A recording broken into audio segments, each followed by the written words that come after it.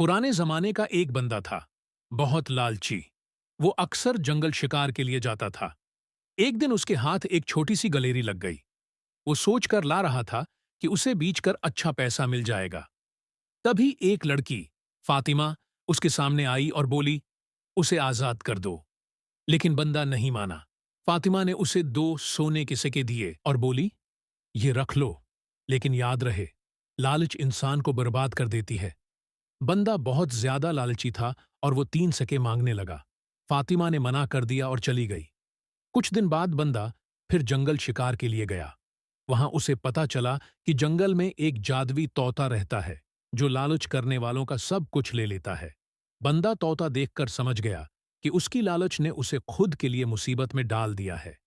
उसने समझा कि पैसा और चीजें इंसान को खुशी नहीं देते, अगर दिल लालची हो। उसने तोता के सामने अपनी गलती कबूल की और वापस घर चला आया, सबक सीखकर कि लालच इंसान को बर्बाद कर देती है।